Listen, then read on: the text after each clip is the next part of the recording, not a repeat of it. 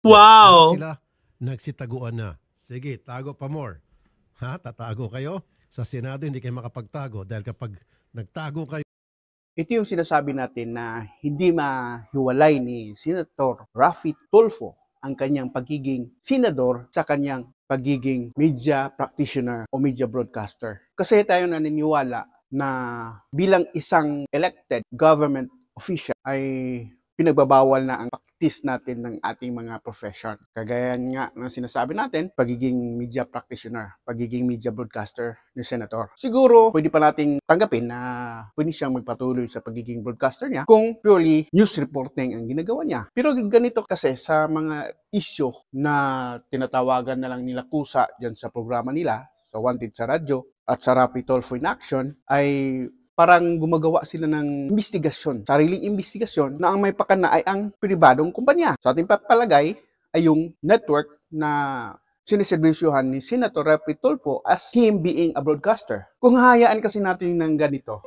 kung wala man lang makikialam, o palagi hayaan natin pumayagpag ang mga ganitong ginagawa, ay baka gayahin ito ng iba. Ang dali-dali lang naman gumawa, ang dali-dali lang naman ditong gawin in guise of public service. Imagine 24 senators sila, tapos gagawa sila lahat ng ganyan. Lahat ay pwedeng tumawag sa mga sangay ng ibang sangay ng pamahalaan. Ilang oras ba ang masasayang kung tatawagan ka tapos wala kang nang ibang gawin kasi ini-interview ka doon, tapos kailangan mong sumagot talaga. Senador yung tumatawag, senador yung magtatanong sa'yo. At isa pa, siguro karapatan naman siguro ng ibang ng mamamayan na ihanda ang sarili sa anumang investigasyon. Hindi kagaya nung normal lang na anchorman, host, pwede kang mag-time out mo na. Ihanda, maski simpleng paghanda ng sarili.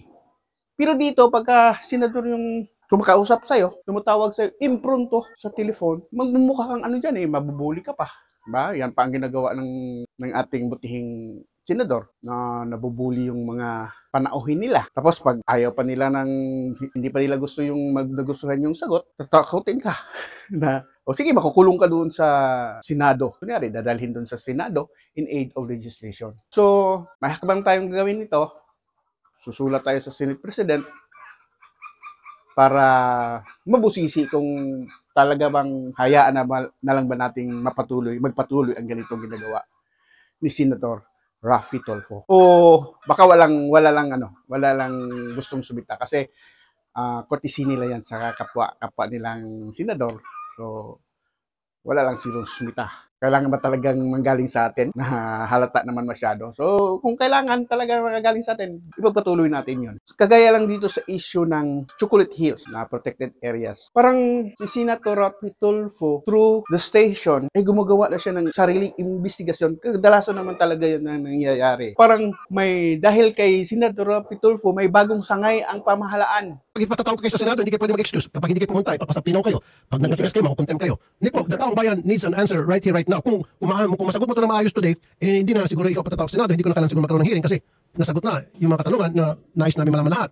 Pero kung hindi mo kami sagutin at para kang inaantok, tingnan natin kung antokin ka pagdating sa hearing sa Senado. Na obligado lahat ng kanyang tatawagin na sumagot kahit kulang sa kandaan dahil senador yung tumatawag. Ito ba hindi pag-aabuso sa kanyang posisyon bilang isang senador na habang andoon ka sa stasyon bilang host? Kasi ang gusto kong gawin, kung gusto ka maging host dyan, maging ipagpatuloy mo yung pagiging media broadcaster mo, doon ka mag-stick sa mga balita, no? Wag dyan sa sa mga issues na kailangan mong magagamit mo yung posisyon mo, ma-intimidate mo yung mga panauhin mo. Parang hindi naman siguro kaaya-aya tingnan, no? Kung ipagpatuloy natin to. Gaya ng sinabi natin kanina, baka gayahin pa ng ibang mga senador o congressman, kaya naman nilang gawin to. So sana balang araw malinawan tayo